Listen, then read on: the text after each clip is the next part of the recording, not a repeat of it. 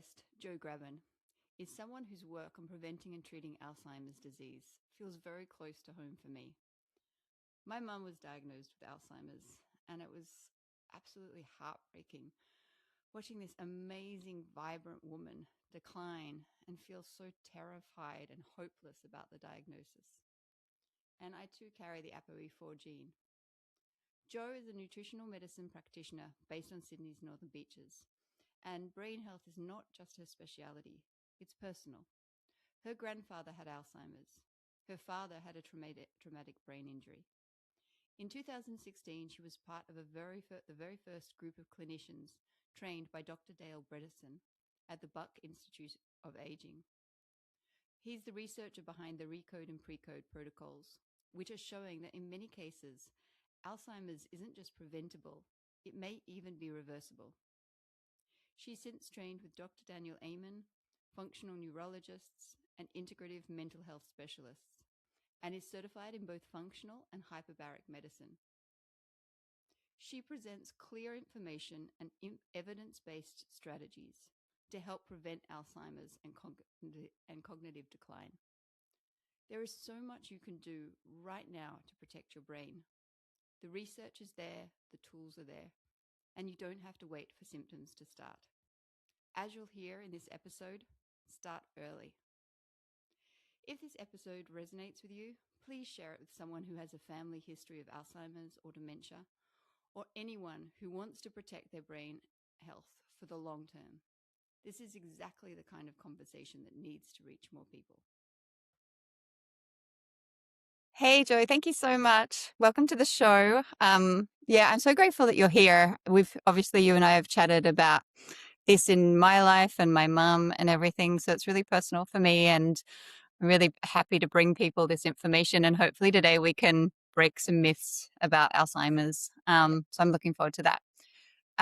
But we start each show trying to, delve a little bit into your life so the listeners can get a sense of who you are.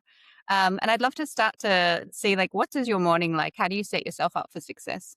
Okay. So it's funny because most people think I'm a little bit crazy because I start my morning really early, because my morning is my time. Because by the time I finish with patients and all the stuff that goes on at the clinic for the day, and then my partner, blah, blah, it's so I take my time in the morning. So I get up at 4. Yeah, that's 4. Wow. It used to be 3:30 since I'm pregnant. I actually give myself an extra half hour sleep in. I normally have sort of wake up with a big glass of water and then a black coffee that's got some lion's mane in it. Then I'll go and exercise for an hour to an hour and a half. That prior to pregnancy, that was pretty much weight training and high intensity interval training. Now that looks more like a lot of stairs, walking, and, probably a weight training session 3 times a week. Get home, prep brekkie, prep lunch, get ready for work. And then I come to the clinic and I actually have a hyperbaric oxygen therapy session every morning. That's kind of, so I'll do, although my patients will do like an hour to an hour and a half, because I've been doing it for so long and I have so many hours banked up, I will do sort of half an hour most days. Then I eat proper brekkie. My first brekkie is a protein shake, and then I'll have sort of eggs, avo, spinach, just things that switch my brain on and keep me stable energetically, mentally, cognitively stable for the rest of the day. Yeah. And then I start my day at work. So my work day starts at about 7:30 and goes until I can manage to get home. Oh my God, that's epic. That's so funny. I was thinking, oh, should I ask her this question because she's pregnant and, maybe she's chilling. Far out. I'm not so good. I love training. It's my mental health support. Totally. I've also weight trained since I was 13. So me too. Yeah, me too. I used to go back you might be younger than me, but I used to go back in the days where it was really cool to wear those shiny orange, I don't think they're orange, tan tights and bloody leggings and stuff. Oh, the sexy days of the late 80s. I know. Oh, yeah. Cool. So totally. I mean, I was a fat kid and I didn't come from a family, my mom was a model. So I didn't really want to be a fat kid anymore. So I dove completely into exercise and healthy eating when I was like 13, 14 and shrunk dramatically and then fell in love with it. So whereas a lot of people find healthy eating and regular exercise a real mission and something tough to have to do and have to suffer every day. For me, if I can't do it, that's my heart. That's my sacrifice of going, this is something that really has kept me at the top of my game for my whole life. Yeah. So, and I'm really unco, so I'm not a ball sports person. I have no hand-eye coordination. So it's like, give me a gym, let me train heavy. Most guys feel emasculated weight training with me, which is kind of funny. Wow. And, I just, the mental capacity that gives me is just, above and beyond. So it's something that I wish everyone could fall in love with. But if even, it's like, it's never too late. So I'm often, meeting women in particular, and there's, say that perimenopause and on. And so many of them have like never really exercised, or they're like, I don't want to look like Arnold Schwarzenegger. So I don't really lift weights. And I'm like, you get that you don't have enough testosterone for that, right? Like, yeah, exactly. You're never going to be huge unless you start doing steroids.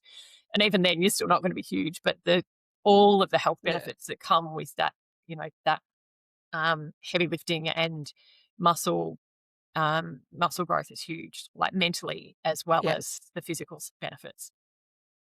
Yeah, I agree. And I'm like, exactly like you said, I've been doing it since I was like 13, and I get irritated when I miss the gym for too long.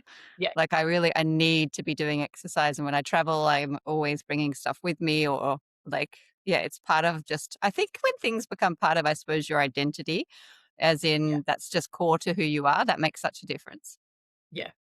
Totally. And so I'm really interested, you said about the hyperbaric. So why that? Like, why is that the modality that you do every morning? Because you've got a clinic full of a whole ton of modalities. So why do you think that one's so important? For me, because I run, like if you look at me from an Ayurvedic perspective, I'm a pitta personality. I deal with a lot of stress. I spend probably too much time in that sympathetic dominance, sympathetic nervous system, fight or flight space.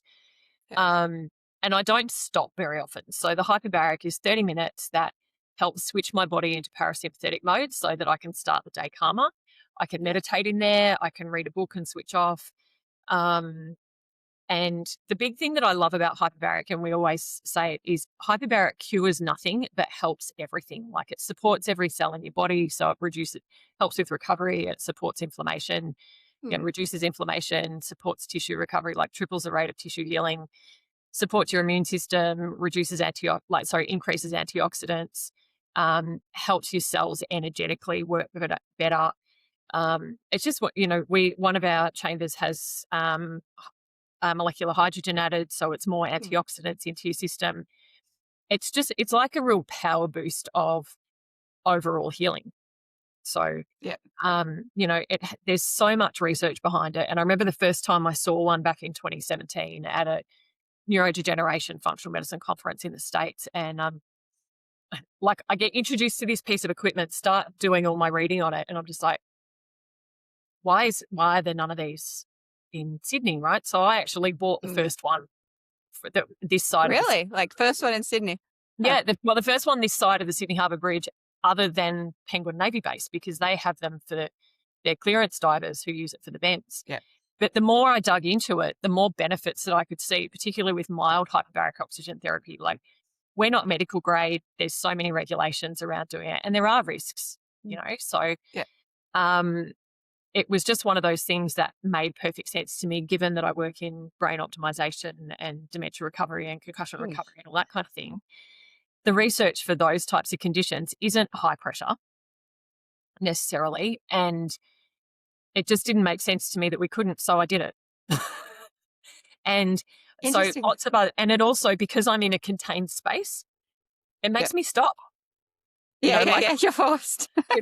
If there's other things going on, or I can hear stuff, like I could go into our brain room and I could do a Violite, or I could, do a brain tap session, or, I can have a sauna. But like, it was funny one day, the guys at the organic cafe next door, they're like, oh, so Jo, how many times a week do you have an infrared sauna? And I'm like, you probably don't want me to answer that question. And they're like, what? Like, because I haven't actually had one for 3 years. And the last time I got in there, it was like a freezing cold winter day and I didn't want to turn the heating on. So I just jumped in the sauna to warm up while I was working on my laptop. But I will, if I've got 15 minutes spare, I'm going to jump in the hyper. Right. And they were like, really? I'm like, yeah, because I really notice a difference. Like if there's a day where I feel really run down, I'll do my half an hour in the morning. But, if there's a gap in the afternoon, I might do another 20 minutes, half an hour in the afternoon. And instead of having a coffee for stimulant, I actually give my body an oxygen boost. And half an hour after I come out, it feels like the morning again, like I'm starting my day again from an energy perspective. So, and while we're on this, and then I'll get back to, but it's all obviously all linked because, like you said, there is a lot of research about hyperbaric and brain health, and you can maybe talk to that. But I'm interested, you specifically said about the research for around like cognitive health is for the low to medium kind of hyperbaric settings, whereas I always thought, like, what settings, because I always thought you had to have a certain high kind of medical grade to actually see noticeable differences. Not at all. Like there's been such a massive range of research come out, and everyone always thinks more is better.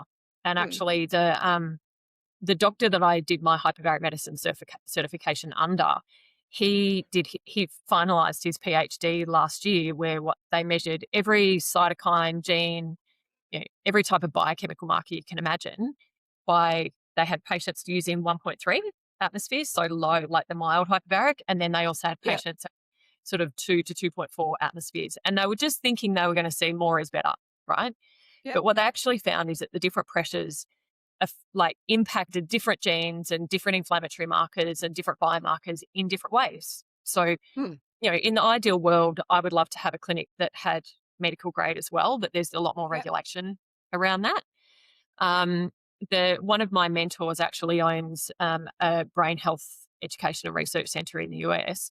He's been a concussion and traumatic brain injury specialist for 25 years. And he's like, well, Jo, there's no evidence to show that for any sort of brain issue that you need more than 1.5 atmospheres. And so now for 8 years, I've been treating people like literally from 1.2 to 1.35. And the amount of improvement and the range of types of patients that we've seen have huge improvement is massive. It generally just means more hours. It doesn't mean less effective. You just need a bit more time. It's basically when you're in a hyperbaric oxygen chamber where our lungs actually allow us to pull oxygen into the plasma in our blood, not just into our red blood cells. And you can, plasma is 80% of your blood volume. So plasma gets to places that your red blood cells can never hope to. So it means that you get delivery into different areas. So the higher the pressure, the better chance you've got of some of the benefits, like producing new blood vessels in the peripheral areas like your fingers and toes. So it's one of the reasons the higher pressures are better for people, say, with peripheral neuropathy that's happened off the back of chemotherapy, or if they've had a severe brain injury and there's like a big section of their brain that doesn't have blood flow anymore. You are going to, that's what, but even then, the 1.5 atmospheres is enough to help with that new blood vessel growth. So it's, and we do find like some of our patients for a variety of reasons can't get to the higher pressures. I've had patients that I've treated all of their treatment at 1.2 atmospheres, whether that be a lung problem or a sinus issue or an ear issue, but they still get there. They still get the improvements. They need it. Like I said, it just takes more time. Yeah. Yeah, my partner had that. He tried to do one and he's got asthma and couldn't get past, I think it was something like 1.2. Whereas I can go high and love it, no problem. But yeah, I think everyone's different. We're going to talk about Alzheimer's and Alzheimer's prevention, but I think that there's this common belief, and I know my mum had it, that like once you have Alzheimer's, that's it. Like there's nothing that you can do about it, or there's nothing that you can do to prevent it. And that creates, and I saw this firsthand with my mum, this real like terror. So yeah, I'd love to, if you could tell us a bit about the Bredesen protocol and how that's changing this. Yeah. So, and this is a bit that I love because I come from a family background of Alzheimer's, and at 38, I'd had a lot going on, but suddenly I felt like my brain wasn't working properly, and I'd gone from having almost photographic memory to going, oh, there's something happening here, and I'm not very happy about it. And then when I heard Dale Bredesen speak for the first time, and at that point, they just finished their first pilot study, which was reversing 10 patients, right? And these patients range from sort of 53 to 70 ish. And some had been quite severe. Like one of the women, she was the youngest.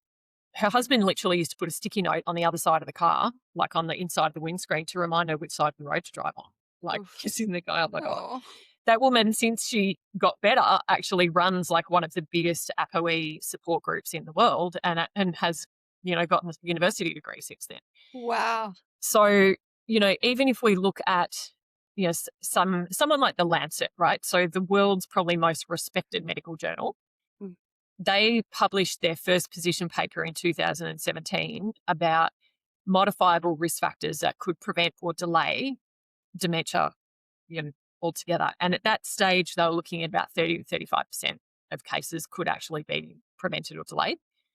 They then rewrote again in 2020 and again in 24, and we're now up to looking at 45% plus of cases could be prevented if you do the work in time. And even then, there's the system, the rabbit holes that we would go down with the Bredesen assessment, for example. So Dale was he's a neurologist, but he was a stock standard neurologist for 20, 25 years, always chasing up the silver bullet. I think by that point, they had about 40 failed drug trials because it's such a complex disease, but typical of medicine and the pharmaceutical industry, they have this thing in their head that every single thing is caused by one target, one molecule, right? And given the fact that we now know that we're developing these cognitive issues and damaging our brain for 20 or 30 years before we get symptoms, it's like, that's not going to be one thing. So funnily enough, he's married to a functional medicine doctor, and she kept saying to him, she's like, Dale, it's not going to be a silver bullet. It's going to be metabolic and like a really complex, jigsaw puzzle of pieces that are coming together to create these symptoms. And he said, even with those first 10 pilot patients, there was, such an eclectic mix of presentations and, challenges and life stories and, influencing factors. And so when we're looking now at prevention, for me, every patient that walks in my door, even if they're 30, I'm looking at them, even if they're not here for brain work, I'm looking at the overall view of what's going on in their life that could be contributing. Because if you get everything happening and you get your body really healthy, it's going to have a reflective effect on your brain. So it's that whole prevention piece, to me, is crucial. And the evidence is already there to show that nearly half the cases could actually be prevented. So it's like, why aren't we doing it? And then on the reversal side, like there's lots of steps. So you go through, some people come to me just for brain optimization of prevention. Some people come and they're like, you know what? I've been trying to get help, but I know my brain's not working the way that it used to. So that was me at 38 going, there's something wrong. But because I have a high IQ, everyone's like, I didn't show up on any test as having a problem. But I'm like, but this is not how it was, right? So I'm not okay with that. So that's what we call subjective cognitive impairment. And what was your experience then? And like, how did you improve for yourself? I was lucky enough to be accepted into the first round of people that were ever trained by Dale Bredesen. Wow, that's amazing. Cognitive decline. And we had to write an application letter about why we wanted to be there. And basically, in a nutshell, it was, I come from a family history of this. At 38, I started having problems, and I knew, like, because of many things that have been going on, I had big issues with my hormones. I had, years of chronic stress after, my dad had passed away the year before with a massive brain injury. So I'd been in and out of hospital with him for a year. Like, there was just a lot that was happening. And, everyone's like, oh, no, you're fine. I'm like, no, I'm not.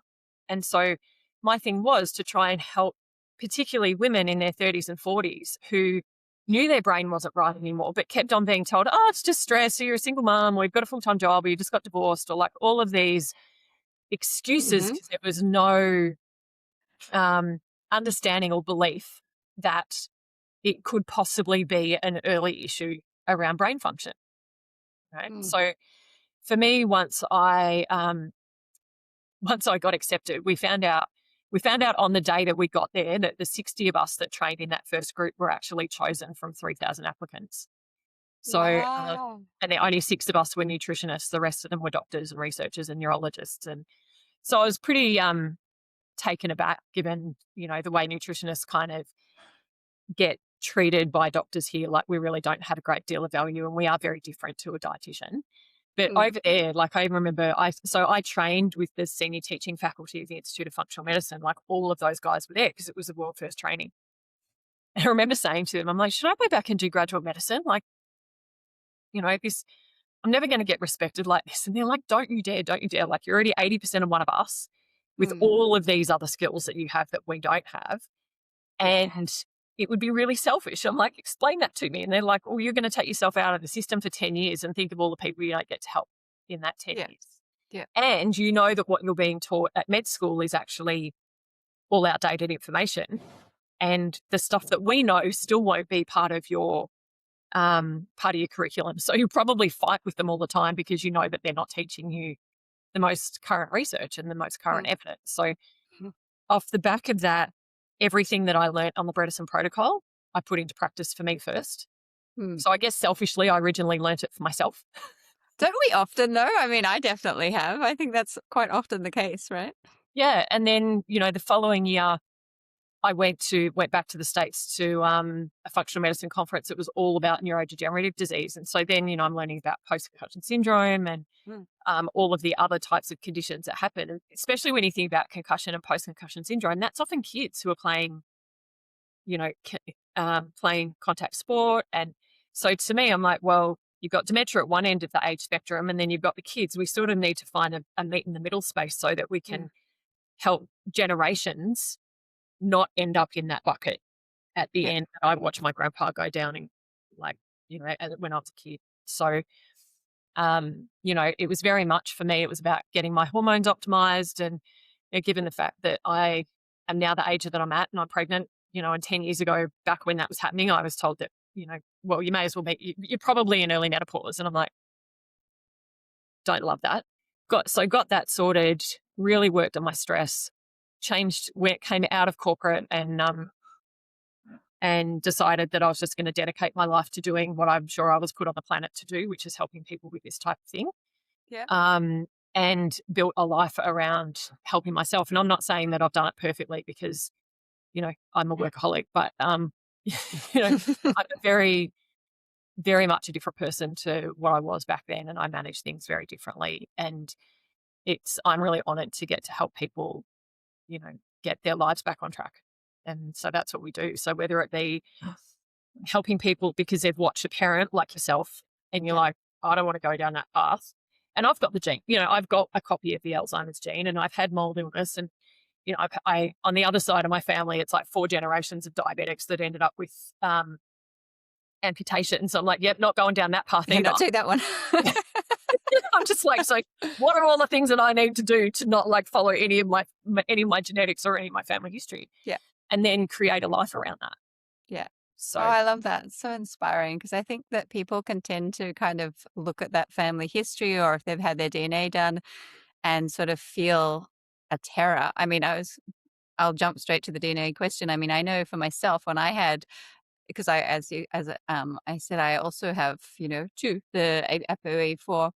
And I found that quite scary when I first looked at it, but then I took a step back and because I work in this sector as well. And I'm like, okay, it's an opportunity to now know and direct my attention on that. Just like you're saying, I have this family history, I have that. It's not like, okay, I'm stuck with it.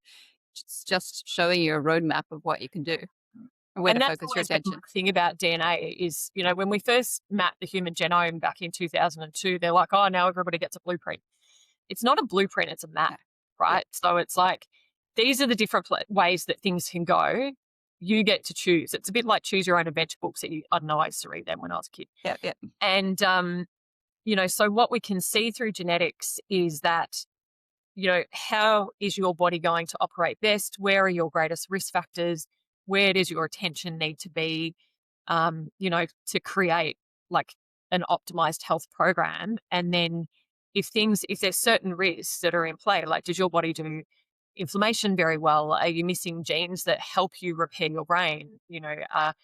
People talk about the ApoE4 gene. And look, to be honest, when I first trained with Bredesen back in 2016, can't believe that was 10 years ago. Anyway, there was still that belief out there that if you had 2 copies of the ApoE4, that you've now got a 90% chance of getting dementia, or Alzheimer's in particular. Now that's down to about 50%, because there's so much more that we know about how to avoid it. One of the trainings I've done, one of the companies that I work with, they work in a specific, very specialized type of fat called a plasmalogen. And they're like, you can get a patient who is 95 with 2 copies of the ApoE4 gene and really high plasmalogen levels and no sign of dementia. But then you can get someone who's 60, no ApoE4 gene, who has really low plasmalogens, and they're already showing signs of cognitive impairment. So there's a lot of nutrients that come into play. There's a lot of biochemistry that comes into play. Beautifully, only a couple of weeks ago, the Australian Human Rights Commission actually stepped in, because the life insurance companies, I remember I was in a big meeting of insurance companies when I first came back from Bredesen. I remember flagging the question, if you guys find out someone has an ApoE4, is it going to affect their insurance status? Oh, no, of course not. We would never do anything like that. And then last year that started to become quite a problem. I spoke at a symposium and a geriatrician said, I don't like to do the ApoE4 test now for patients, because they'll actually ask their patients, their kids and their grandkids, and that will affect their insurance, right? But literally in the last 2 weeks, the Australian Human Rights Commission stepped in and said you can now never alter an insurance policy according to someone's genetic makeup. And I'm like, thank God, because often I will have patients who, like you were saying, if people find out they've got the gene, they're like, I'm totally fatalistic. If I've got the gene, I'm going to get, I've got patients who have 2 copies of the ApoE4 because I've been treating parents, and then now I get the next generation. And I do still get a bit nervous about sharing that information with people, because the wrong personality is still going to grab a hold of that and go, oh my God. And I remember saying this, and I'm like, so how do you feel about this? Do you want to hash it out? Is there anything you want to talk about? And she's like, no, because I've got you. You've been looking after my parents for 8 years, and they're well into their 70s and they've got no issues going on. Yeah. As long as you're around, I know that you know how to help me.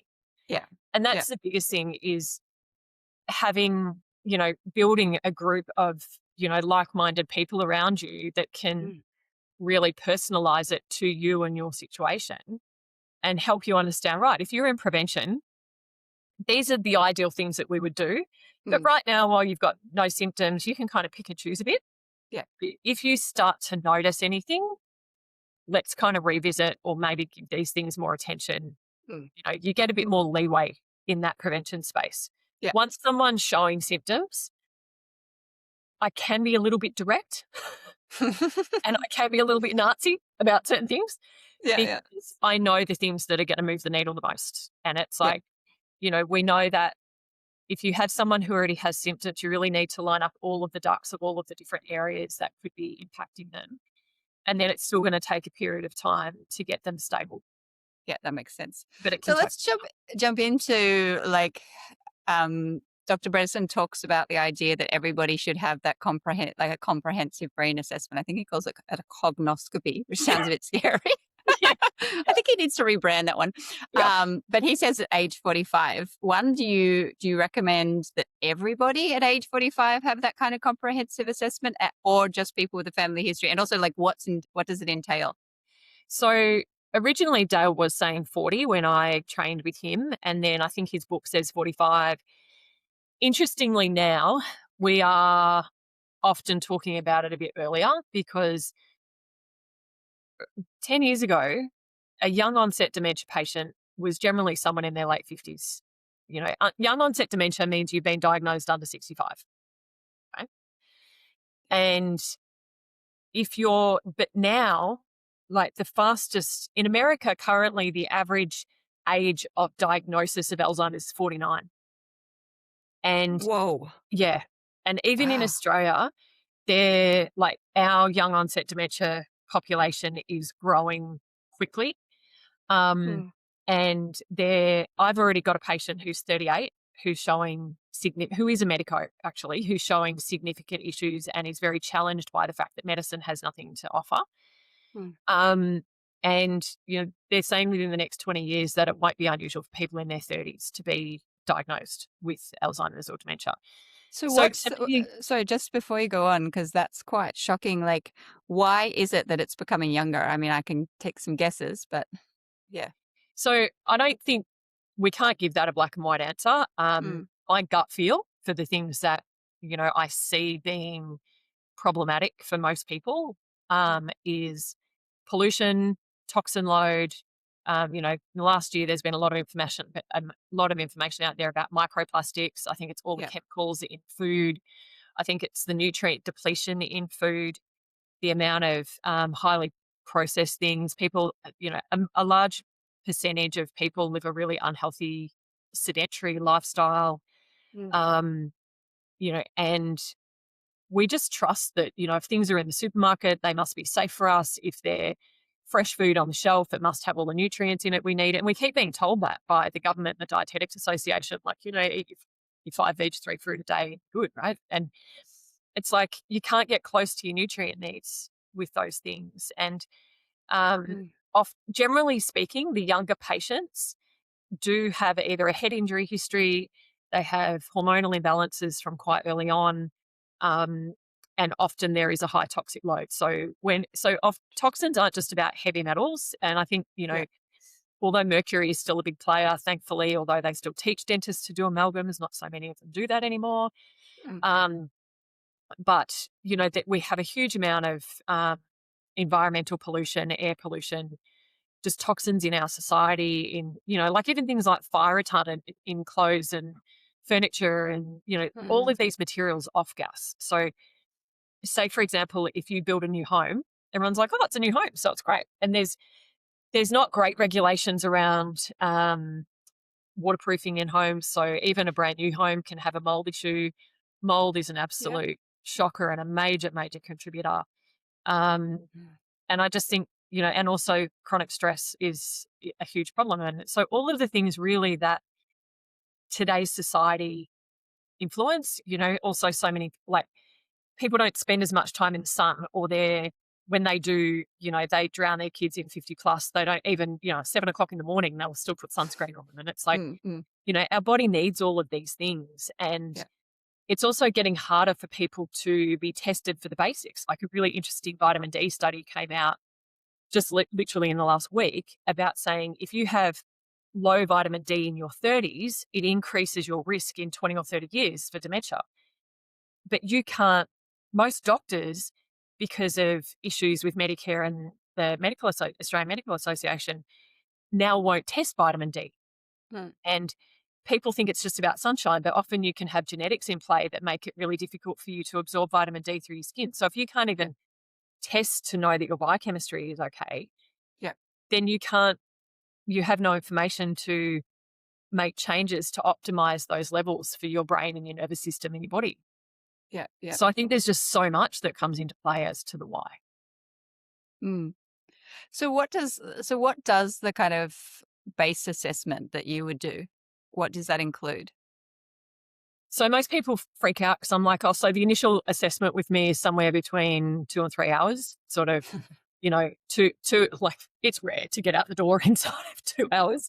Yeah. 2.5 is probably average, but they fill in a range of paperwork first because it's like, I need to understand your family history, but I want to know your medical and your health history from conception to now.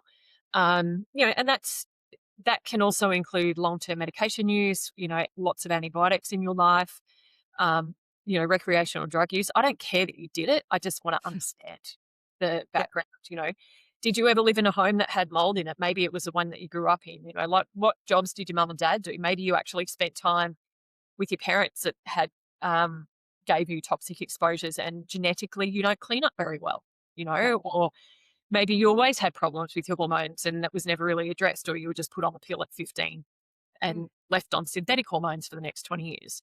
Um, maybe you might not be very sporty now, but maybe you were a rugby player and a boxer and, or grew up in a really traumatic household where there was a lot of abuse. There's lots of different things that come into play. So that initial yeah. consult is a deep dive on family history, then your history, then how is everything operating now?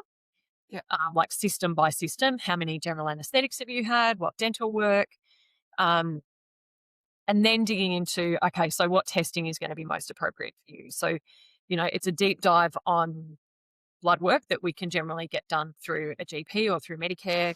So lots of hormones, all of your biochemistry that we can get, omega-3 index, because, most people, if you say, do they eat fish, they're like, oh, I love salmon, I eat it once a week. And it's like, well, probably not touching the sides. And if you've never really eaten, sure, you eat fish fingers and that's your version of fish.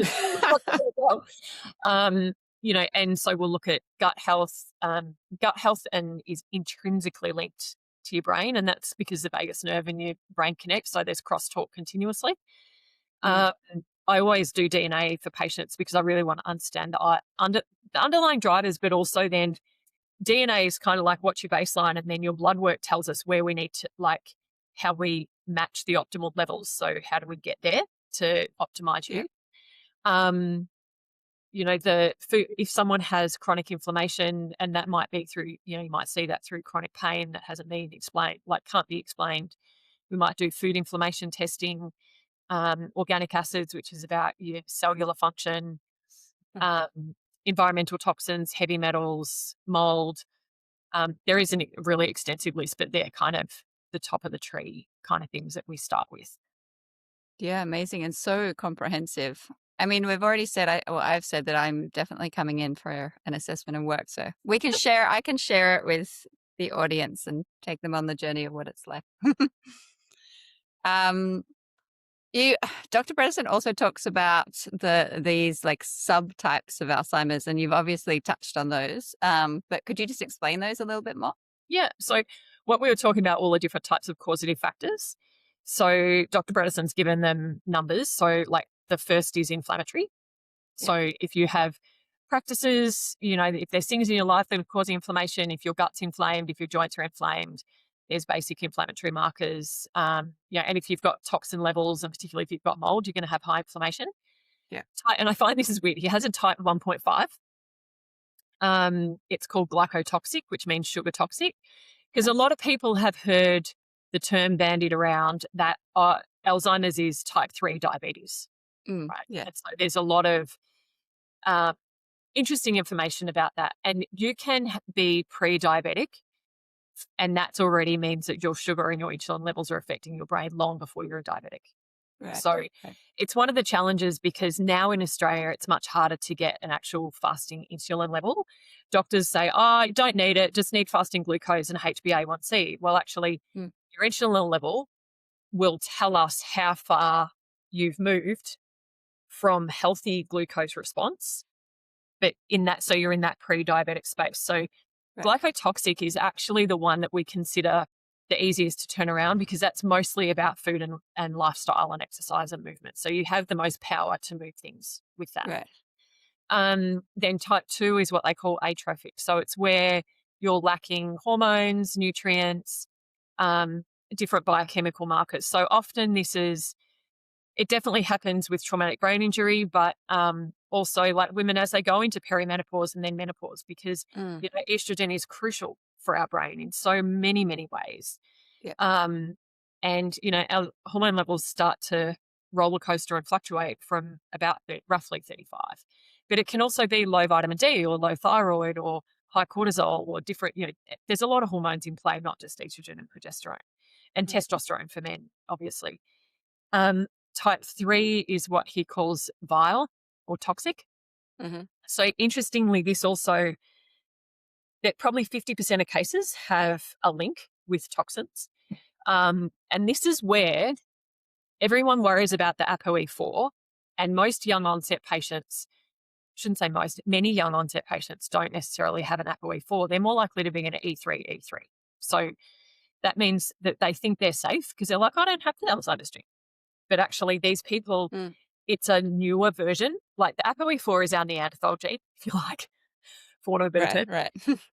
E3 is a more evolved version of us, but it does mean that, E4 is really robust. E3 is much more sensitive to things like toxins. So often that's where I find that these younger patients have, like especially patients in their 40s and 50s, they'll often have like the lack of the nutrients that their body needs, and then they will also have the toxic load that their body hasn't been able to clean up. Yeah. Type 4 is vascular. So, that can be patients that have a cardiovascular history. They may have a family history of vascular disease like stroke and heart attack. And, my sister had varicose veins removed at 18. She's clearly got vascular issues, and that she inherited from my nana. We know that, so thinking about some of those things in your grandparents and your family history of, what's there that may have had an effect. And then type 5 is traumatic. So that's, we talk about CTE, which is the type of dementia that the footballers with chronic concussions can end up with. Can be someone who's had a traumatic brain injury. And so often that has a whole combination of the brain trauma, the vascular issues, because it's been compromised by the injuries. Also, because of the issues that happen with an injury, they're more likely to be lacking in the nutrients and hormones that they need. So there's no one's going to have one of those types. They're always going to be an interplay. And I often get that. I find it especially where the patient is the wife in the relationship and the husband is someone who has always been very high up in the corporate world, whether they be accountants or lawyers, and they're very black and white. And they're like, yeah, but Jo, which one? Yeah. I don't know how many times we have to have this conversation. There's no just one. And that's the other thing, and that's the goal of the cognoscopy is to understand the breadth and the depth and the width of all of the contributing factors. And that means then, it has to be a multifaceted approach to try and get people back on track. Yeah. Okay, let's talk a little about that, like let's just go through a bit of what people can do. Where should we start? Maybe we should start with something simple that people do all the time. Sleep. How does sleep and like quality sleep affect prevention? Yeah. So our brain, everyone's heard of lymphatic drainage. It's been around forever, right? In the last few years, the term that often gets bandied around and is really worth knowing about is lymphatic drainage. So our lymphatic system is the lymphatic system of our brain because as most people know, our brain actually sits in fluid. So it's not stable in your head. It's one of the reasons that when we get an injury, often the brain is injured on the opposite side to the hit, where the hit happened, because of that movement within the skull. So it takes about 6 hours of sleep before our body will go into the process of cleaning our brain up. So making sure that I find sleep tracking is really important because that way, we want to make sure people are getting at least an hour of REM sleep and an hour of deep sleep each night, but getting more than 6 hours because it's really hard for your brain to do the cleanup jobs that it needs to do at night without that quality sleep. Thinking about, are you a nose breather or a mouth breather? Because, and is there any snoring or sleep apnea? And from the age of 60 onwards, sleep apnea increases quite exponentially. And that's because as our muscles start to degrade a little bit and age, and particularly if you're not getting enough protein in your diet, which is common over 50, you don't have to be overweight or unfit to get sleep apnea. In fact, often athletes have it because they were they had, a great respiratory capacity that they're not using so much anymore. Right. So often I will recommend people to have a sleep study. It's not expensive. And there's various things that can really help. But tracking sleep and having a really good sleep routine, like not watching your phone that's got blue light coming at you for the last half an hour before you go to sleep and then wondering why you can't get to sleep because you just get sleep. You've just annihilated your melatonin, So understanding what your body needs to be able to get a better quality of sleep and to create a sleep routine to give you that time. Yeah, perfect. And what about what research does in regards to diet? What dietary things actually help prevent Alzheimer's? So there's so much. This is we could do an hour on this. I'm just going to touch on the things that really help people the most. Yeah. And these are things that everyone can do, right? So the first thing is stop eating 3 hours before you go to sleep because it will actually allow your body to process the food and the insulin to come down so that your brain's not being acted upon by the insulin, and then have a minimum of 12 hours between dinner and breakfast. So that allows your body to go into nutritional ketosis. Like, there's a ketosis diet can be really beneficial for a lot of patients with cognitive decline, but it's not for everyone. So I just want to get clear on that, because a lot of people go, oh, well, and it's like, not everyone. Particularly there's certain hormone issues and frailty issues where you wouldn't do that. But 12 hours is safe for people from dinner until breakfast. But, if you have an ApoE4 gene, then we might say maybe do a little bit of intermittent fasting where you're going, 14 or 16 hours from dinner until breakfast. So food timing is something anyone could work on. Yeah. I'm not a gluten fan. The research out there from Alessio Fasano, who's actually a pediatric gastro, came out a number of years ago showing that there is no, when it comes to gluten, every human gut will get some level of inflammation from gluten. And if there's inflammation in your gut, there's also going to be reciprocal inflammation in your brain. And every patient I've ever had come with brain fog, irrespective of the why, that's my first port of call is let's get your water intake correct. And can we do 2 months without gluten, but really clearly gluten-free. So being gluten-free is very black and white. It's like being pregnant. You either are or you're not. So you're either gluten-free, you either are or you're not, right? And, I've had people literally come back 6 weeks later and they're like, oh, I know I've only done my blood tests and I've only just got those back. But they're like, just by stopping the gluten and making sure that I'm drinking enough water every day, my energy is a lot better, my mental energy as well as my physical energy. And I'm so clear again. I'm not forgetting things anymore. I'm also be really vigilant around alcohol, how much of it do you have in your world? And, according to a big study that came out of Oxford a few years ago, and I did see this devastate a few of the top neurologists in this space who, had shares in vineyards because they always thought one was that of a 20-year study in Oxford, there is no safe level of alcohol for the human brain. So particularly if you have a concussion history, I'm like, well, there's never going to be, and the Canadian Health Department have taken this up. I can't see if Aussie's doing it anytime soon. Oh God, can you imagine Australia doing it?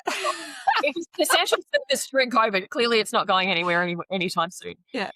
But, I think just people being really aware that have as many nights alcohol-free as you possibly can, will make it more of a social thing than, just a daily thing, because it really is, I don't care if it's legal, it doesn't mean it's safe. Yeah, so 100%. And then, thinking about carbohydrate intake and so really the top things are gluten, water, food timing, be thoughtful around alcohol, as many colors of the rainbow as you can every day. I often meet people, and I had a patient here the other day and I asked him to step through what he ate in a day.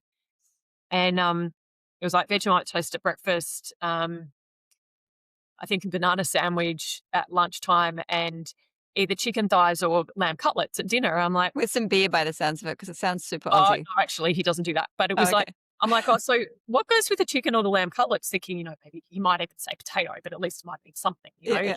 Like, veggies, salad, rice. No, just meat. Jesus.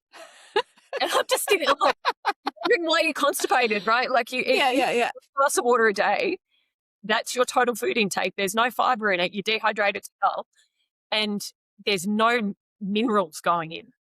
So, our food intake is really important, and and also that, and movement. A lot of women that I meet, and this is not me beating up on people. This is just, I suppose, coming from being the fat kid and having to turn that around and then it becoming my passion. It really astounds me when I meet women in their 30s, 40s, 50s who have never exercised. And often they're the very small, sparrow-like people who have never had an ounce of fat on them. And often because they've been well, I never needed to exercise because I never needed to lose weight. Yeah.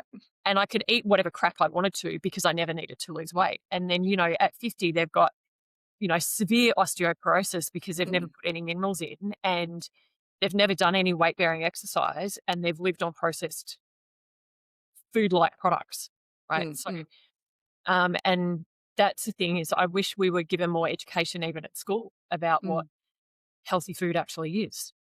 So with exercise, what specific exercise is best for brain health? So when I first trained with Bredesen 10 years ago, the main directives were 45 to 60 minutes of cardio, moderate level, 5 to 6 days a week. Mm-hmm. It's sort of altered over the years, and it does depend on age group. Right.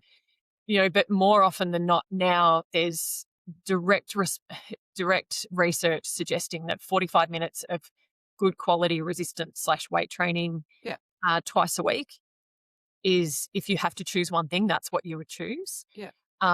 There's a lot of evidence that correlates, it's really interesting, between leg strength and cognition, which I believe is a mitochondrial boost that you get. It really should be a combination. So if you can do 2 or 3 really good quality weight training sessions a week, especially women in their sort of perimenopause through and beyond is probably a better way to put it, because we lose muscle fairly quickly as our hormones deplete, and it's harder. It's much harder for us to get muscle.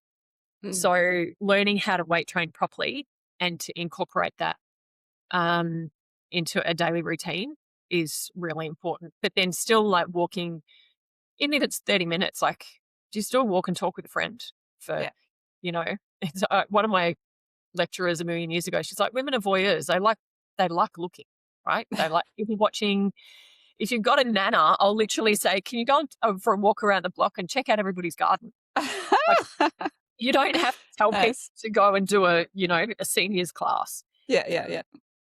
But just trying to get people moving every day, because that will increase the oxygen to their brain anyway. Yeah, so and it makes sense. The hard and fast research is on the resistance training for people like under 70, or depending on their fitness level, some level of HIIT training. But that's not a lot. That's not, go and do crazy amounts. And get some help if you've never done it before. So whether that be find a group that you can train with, find a good personal trainer, do it, like, if you're much older, maybe get a care plan for an exercise physiologist so they can create a program for you and teach you how to move safely and well for your body type. Because otherwise what happens is often people will go to a gym and they'll start doing classes. And, when you look at a pump class, it makes me want to stab myself in the eye with a needle, because throwing weights around to music, it's like, other than risking injury, you're not getting anything out of that. It needs to be structured and considered and safe for you. I said it's not about moving fast. It's about moving with thought and consideration and allowing your muscles to engage. And you can't do that when you're trying to do reps to music. Yeah, totally. As much as I love music. I love the music, but don't try to do reps to the music. Yeah. What about, I see so many different kind of brain training devices and apps, and what actually works and what's just good marketing? Well, I mean, there's so many different things that do different things now. I think probably the technology that we're the biggest fans of, and one thing that I've used literally since 2017, so the year after I trained with Bredesen, is red light therapy, but not like a sauna, not like a wall unit, but there's a headset called Vilite, which actually has so much research on it. When I met them, so it's near infrared light for your brain, but even those near infrared lights are very specifically located around your brain to affect the mitochondrial function around the key, what they call a default node network in your brain. So those guys now have, I think they've got about 50 studies going on at various universities. They're very tightly connected now to research with the military for traumatic brain injury and PTSD. And, their first big study globally was Parkinson's. And there was, an amazing researcher here in Sydney who was very connected to that. And their next big global study was Alzheimer's. So I've been using those with my patients now for 9 years. So they're great for cognitive function, executive function, having your brain work more sharply. They also have an alpha state mode, which is great if you have lots of stress, lots of overwhelm, not sleeping very well. Alpha is like your meditation brainwave. We also use one called Brain Tap, which is probably more around mental health. So it's a headset with an eye visor that does light therapy via the visor and your ears, but then the app has 2,000 meditations attached to it for everything under the sun that you can imagine. Great for the mental health side of things. Apollo Neuro is a new piece of technology that we've started using more in the last 6 months, particularly for people who are stuck in that fight, flight, stress mode. But then, online brain training, Brain HQ probably has the most research behind it. They've written the most papers, but it's also, putting it nicely, probably one of the less engaging. Right, yeah. Yeah, my partner used to be totally addicted to that. I tried. I was like, So often what we do is say to people, sign up for Brain HQ and Lumosity, because Lumosity has a lot more creativity and a lot more variety in it, and then alternate days. Yeah. But then for some people, they hate being online. So it's like, well, if it's learn a new language or do crosswords or puzzles or different. My Opa lived until he was 95, and he taught himself to build his own computer when he was 80. And I used to say to him, I'm like, Opa, how do you stay so switched on? Like, he was amazing.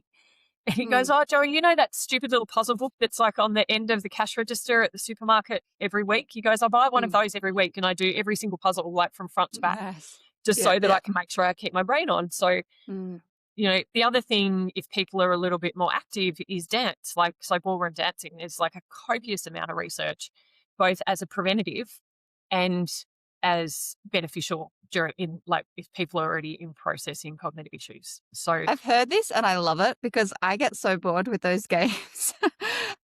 But I love dance. I dance. So I study all sorts of different types of dance. It's so sweet. And there's one other one that I love, and I often combine it with Violight, and it's a sound-based program called Revitamind. So they sort of combine binaural beats and a number of different sound bases.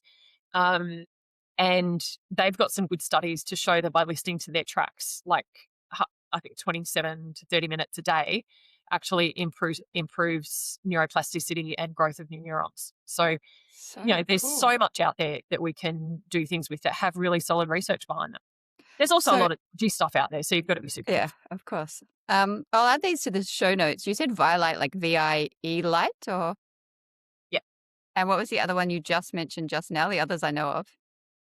The Revitamind. The company that does it is called Active Minds Global. So they Revitamind is their brain recovery set. So there's about 6 or 7 tracks with each one. But then they also have one for students, which is about Learn Sharp. And then they have one for execs and, people between sort of, I guess, student and elderly. And that's about, so it's more for, everyday people who just want their brain to be a bit more switched on when they're at work. Yeah, brilliant. Okay, I'll add all of this to the show notes. Now, obviously, in your center, you offer a lot of advanced therapies. We've already gone through quite a lot, from the hyperbaric to what we just talked about. What else do you offer? And if you could talk about we have.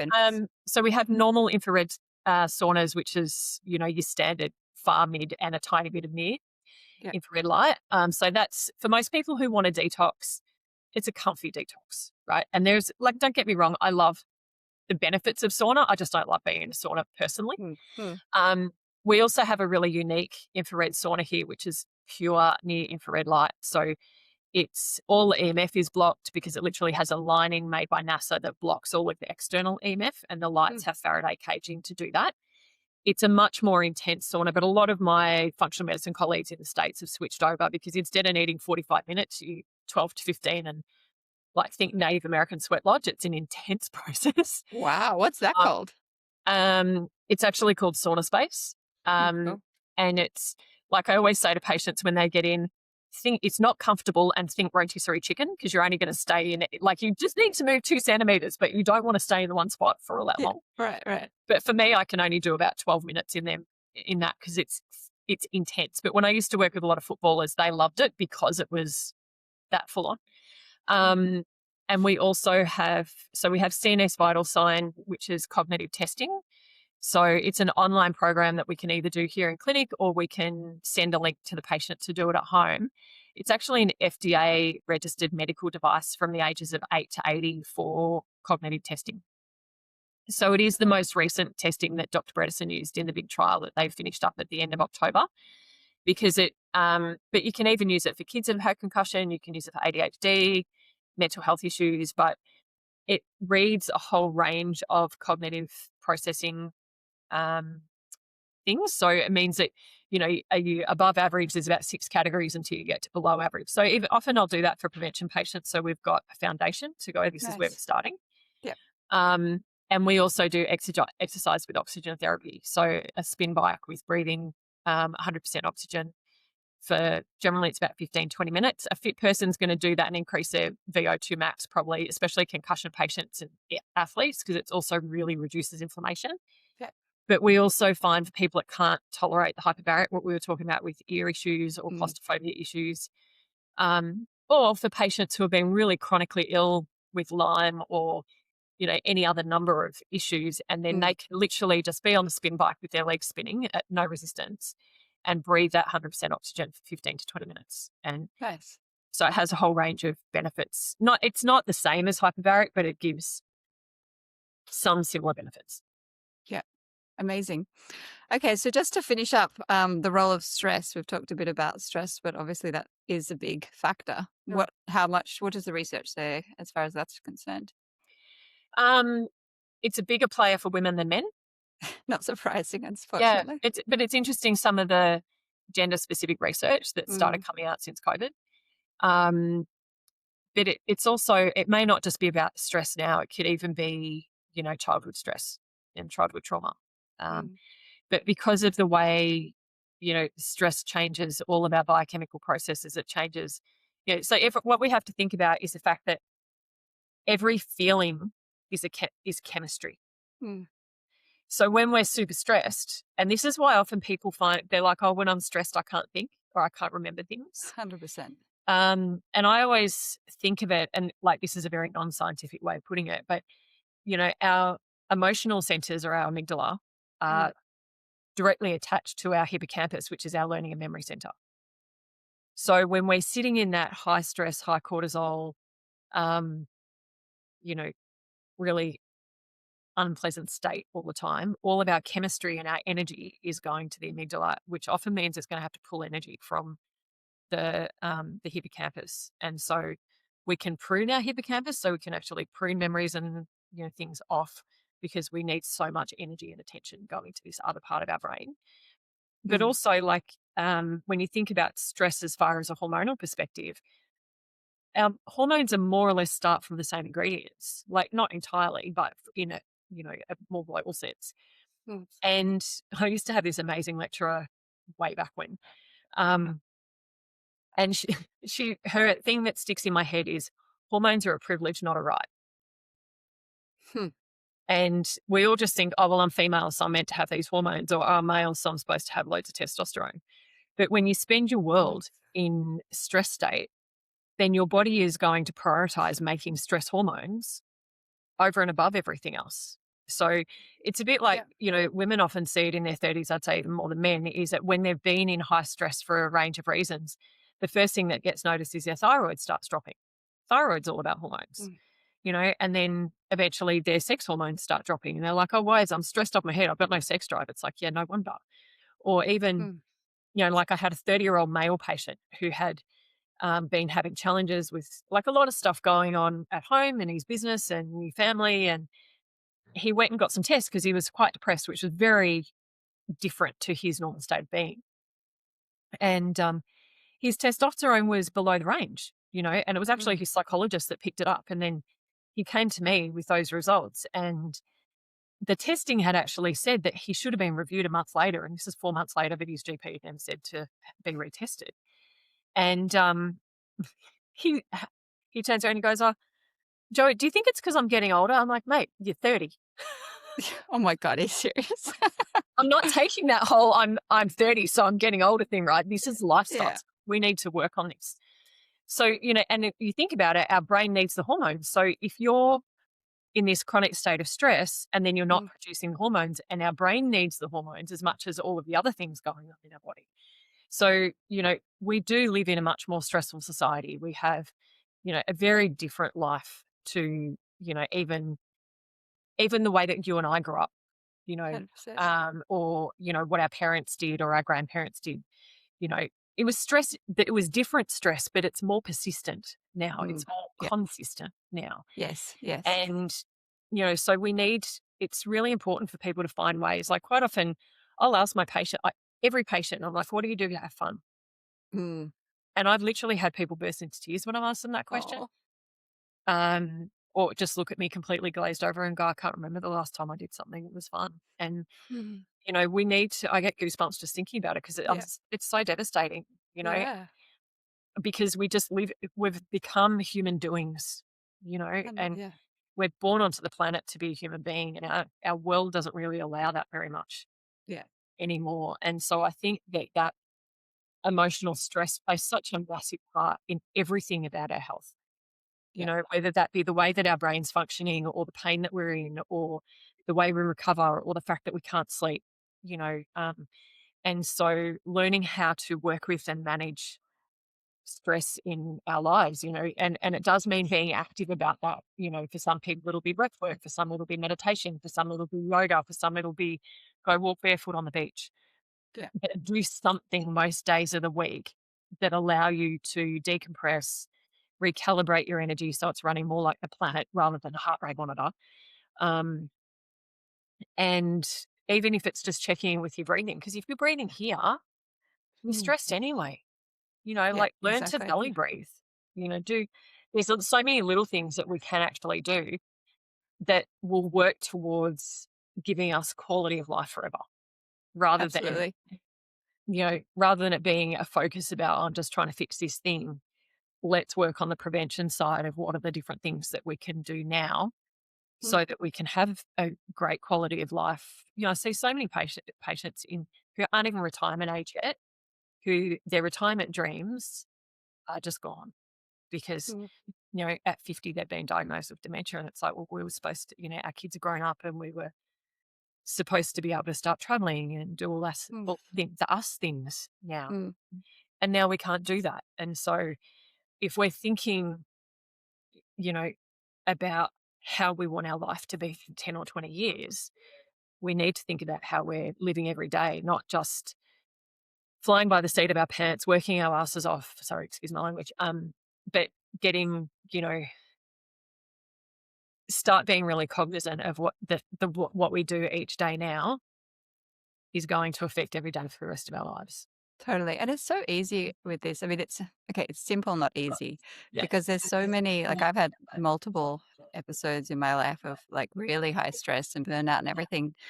But it's like there's small things that you can put into your day, simple shifts that you can make that can make a world of difference as far as that's concerned. And sometimes it's just the awareness. Yeah.